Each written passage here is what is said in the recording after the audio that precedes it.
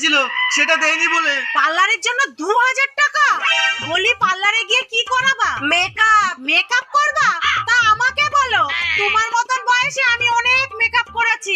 মা, আপনি সত্যি মেকআপ করতে জানেন? শুধু জানি না, সেই সময় বড় বড় অভিনেতা অভিনেত্রীদের আমি মেকআপ করিয়েছি। বাবু, তুই বৌমার মেকআপের ব্যাগটা নিয়ে আয় তো। এই নাও। বৌমা, তুমি ওই ইটটা নিয়ে বসো তো। আচ্ছা।